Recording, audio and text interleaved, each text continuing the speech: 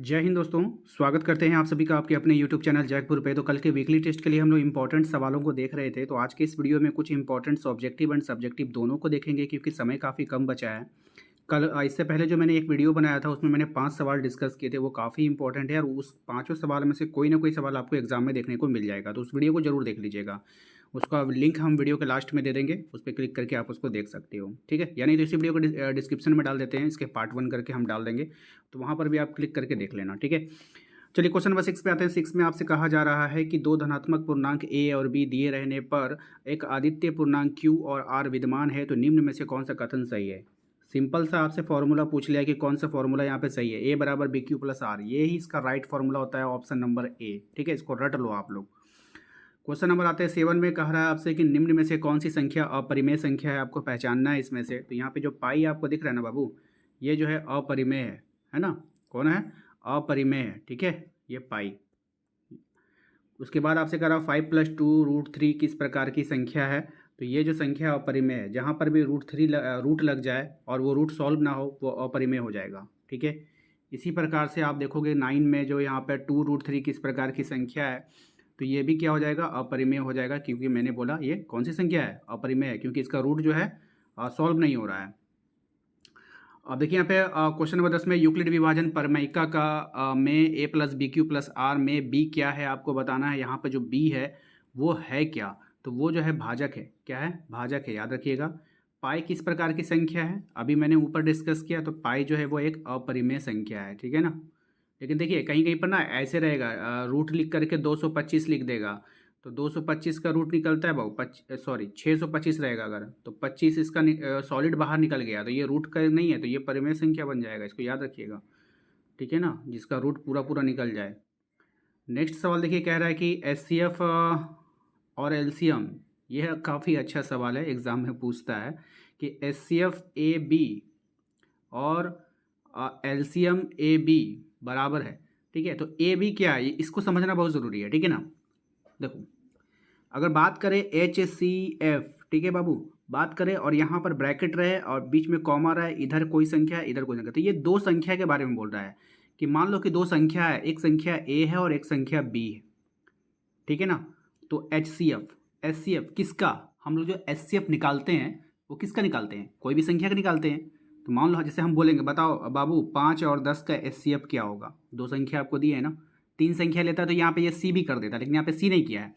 इसका कहने का मतलब है कि दो ऐसी संख्याएं हैं ए और बी जिसका एच सी एफ और उन्हीं दोनों संख्या ए और बी का एलसीएम, यानी कि एच सी एफ को एलसीएम से गुना करेंगे तो बराबर के उधर क्या होगा, ए, और क्या होगा यहाँ पर बताओ, तो ए इंटू बी होता है।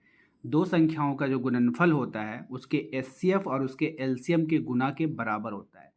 क्या होता है बाबू, दो संख्याओं का जो एच सी एफ गुना एलसीएम होता है वो उन्हीं दोनों संख्याओं के गुणनफल के बराबर होता है। तो यहाँ पे आपने ए ले लिया, तो यहाँ पर आपने बी लेना है।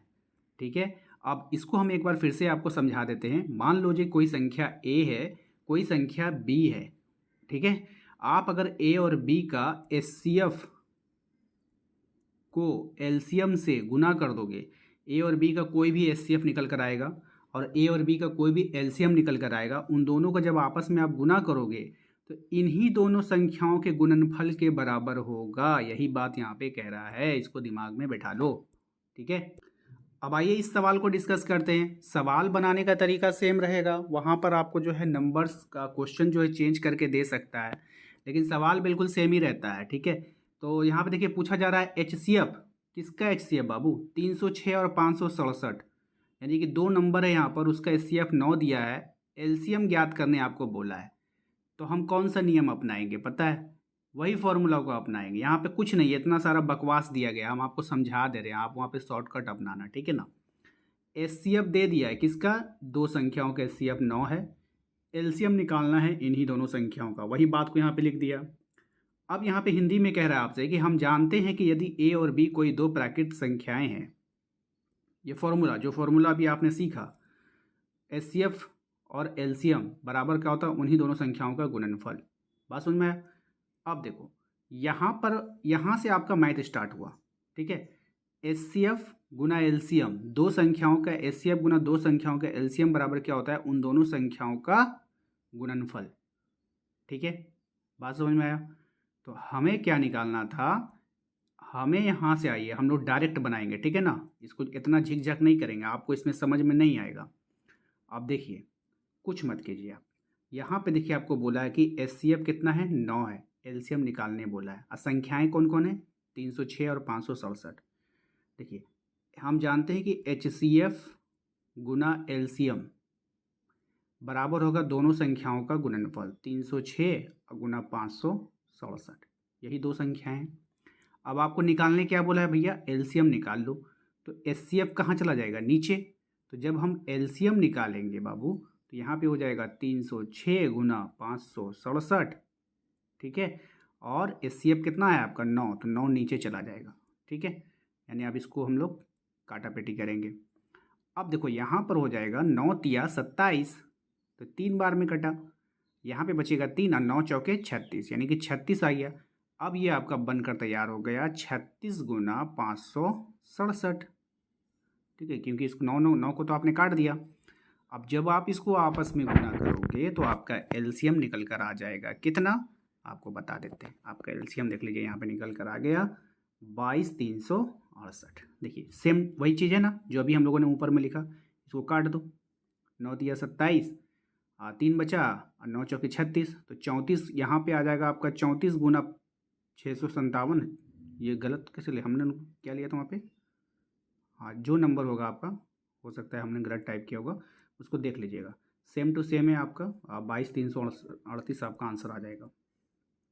ये तो हो गया। हाँ, अब एक सवाल इस तरह का भी पूछा जाता है कि बताइए कि संख्याओं का दशमलव प्रसार शांत है या फिर अशांत है। तो इसमें आप लोगों को क्या करना है कि आप उसको डिवाइड दे के देखिएगा, जहाँ पे जो रुक गया ना तो वो शांत हो जाएगा, और जो रुकेगा नहीं, रिपीटेड नंबर आते रहेगा तो वो अशांत हो जाएगा, ठीक है। तो आप देखिए यहाँ पर अशांत आपको कौन दिखेगा, पता है, जो छोटी संख्या है नीचे बड़ी संख्या से आप भाग दोगे तो वो कभी भी रुकेगा नहीं, रुकेगा। तो ये जो है आपका अशांत प्रवृत्ति में आ जाता है। और जौन सा रुक जाएगा ना, बस समझ जाइए कि वही आपका है। चलो अब यहाँ पर देखिए, जैसे कि आपसे कहा गया है कि 3 अपरिमेय संख्याओं का उदाहरण दे। अब आपको बोलेगा 3 ठो बताओ बाबू, 3 गो अपरिमेय संख्या बताओ। तो आप तो एग्ज़ाम में सोचने लगोगे कि भाई क्या आंसर दे, क्या आंसर दे। तो सबसे पहले तो आप लोग रट के गए हो कि पाई एक अपरिमेय संख्या है, पहला काम खत्म, ठीक है। उसके बाद फिर याद आएगी मेरी बात कि भैया ने बताया था कि जिसका रूट सॉल्व ना हो वो अपरिमेय में चला जाता है। देखिए क्या किया, √2 डाल दिया, √2 का वैल्यू नहीं निकलेगा। आप √3 डाल दो, वैल्यू नहीं निकलेगा। लेकिन जैसे ही रूट आप डाल दोगे 36, तो ये नहीं होगा, क्योंकि √36 का वैल्यू 6 होता है ना। तो ये नहीं होगा, ये हो जाएगा, ये भी हो जाएगा, ठीक है। तो 3 ठो बोलेगा अपरिमेय संख्या, आप 3 ठो क्या, आप 50 ठो बता सकते हो, 100 को बता सकते हैं, है कि नहीं। चलिए और देखते हैं कि आपके एग्ज़ाम में कौन कौन आ सकता है। फ़िलहाल इतना ही आएगा, ठीक है, टेंशन नहीं लेना है आप लोगों को। बस इस टाइप का आप लोगों को सवाल एग्ज़ाम में देखने को मिलेगा। बाकी जो भी इम्पोर्टेंट सवाल और होगा ना तो हम आपको शाम तक में बताएंगे, ओके। तो साथ ही साथ आप हमारे वीडियो को लाइक कर दीजिएगा, क्योंकि आप लोगों के सपोर्ट की ज़रूरत है। और सभी दोस्तों को शेयर कर देना है। चैनल पे पहली बार आए तो सब्सक्राइब जरूर कर लीजिएगा, बेल आइकन को दबा लीजिएगा, और अपने व्हाट्सएप ग्रुप को ज्वाइन कर लीजिएगा, क्योंकि आपके लिए टेस्ट हमने स्टार्ट कर दिया है, ठीक है। तो लिंक हमने डिस्क्रिप्शन में डाल दिया है, और आप दिए गए नंबर पर भी संपर्क कर सकते हो। तो चलिए मिलते हैं हम लोग अपने अगले वीडियो में। Thank you.